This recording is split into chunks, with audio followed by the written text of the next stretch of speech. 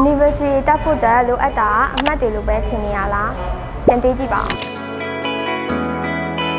Critical thinking ဆိုတာစစ်တာထက်ပို့ပြီးတော့တင့်အနေနဲ့မတူညီတဲ့အတွေးခေါ်တွေကို compare လုပ်နိုင်လားစစ်ချက်ပတ်အတွေးခေါ်တွေကိုရောပြနိုင်လားတနည်းအားရှိတဲ့ source တွေကိုရောမှန်တွေးခေါ်နိုင်ပြီလားဥပမာဒုတိယကမ္ဘာစစ်ကြီးဘာကြောင့်ဖြစ်တယ်ဆိုတာထက်ဒုတိယကမ္ဘာစစ်ကြီးအကျိုးဆက်ကြောင့်ယနေ့ကမ္ဘာမှာဘာတွေ effect တွေဖြစ်လာနိုင်လဲဆိုတာကိုရောပြနိုင်ပြီလားတက္ကသိုလ်တွေကတင့်ရဲ့လေးနဲ့စွာတွေးခေါ်နိုင်ပြီးတော့ question ပြန်မေးနိုင်တဲ့လူတွေအတွက်ပဲအဆင်ပြေရပါအဖြေပြန်ကူးချတဲ့လူမျိုးကိုလိုချင်တာမျိုးမဟုတ်ပါဘူး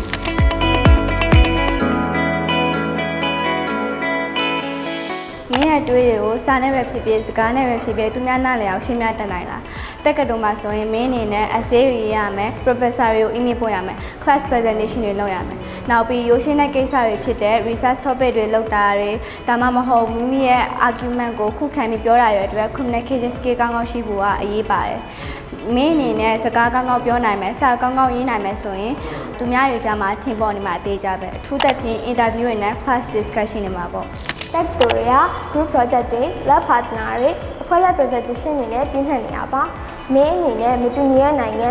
background တွေနဲ့ဆက်ဆံမှာဖြစ်တဲ့အတွက်စိတ်ရှည်ဖို့ communication ကောင်းမှုနဲ့ကောင်းမှုစွာညှိနှိုင်းတတ်ဖို့လိုအပ်ပါတယ်ဘယ်ချိန်မှာဥဆောင်ရမယ်ဘယ်ချိန်မှာနားထောင်ရမယ်သိရလဲ skill တစ်ခုပါပဲတက်တူရအကြောင်းသားချင်းချင်းတိုးတက်အောင်လုပ်ပေးနိုင်တဲ့သူတွေကိုလိုချင်တာပါနော်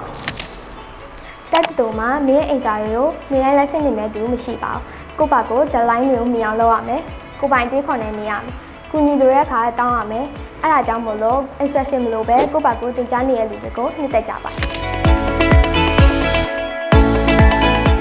ကြောက်တက်နေချိန်မှာအရာအလုံးကမျိုးမျိုးမှားသွားနိုင်ပါတယ်။ Wi-Fi ပြတ်ကျတာ group ကတင်ငယ်ချင်းကြောင်းမလာတာလိုအပ်တဲ့ file က message မိမယ်နဲ့ computer power ကျသွားတာဒီလိုအခြေအနေမှာ panic ဖြစ်ပန်းနဲ့အဖြေရှာနိုင်တဲ့လူကိုလိုချင်ကြတာပါဟုတ်ပါတယ် grade တွေကအရေးကြီးပါတယ်ဒါပေမဲ့ခုနကပြောရတဲ့ scale 5ခုလုံးကသူတို့ကမင်းကို clarify လုပ်ရနေပြီးတော့ stand out ဖြစ်ဖို့အတွက်အရေးကြီးပါတယ်အကောင်းဆုံးချက်ကိုပြရမယ်ဆိုရင် Legacy International School ရဲ့ဆရာမတွေကတင်ကြားပေးပုံစနစ်ကကလေးတွေကိုစာတင်နေုံပဲမဟုတ်ဘဲနဲ့နိုင်ငံတကာတက္ကသိုလ်တွေကလိုအပ်တဲ့ scale တွေဖြစ်တဲ့ confidence scale leadership scale နဲ့ real skill တွေကိုပါတိတိကျကျပြရဖြစ်ပါတယ်ရှင်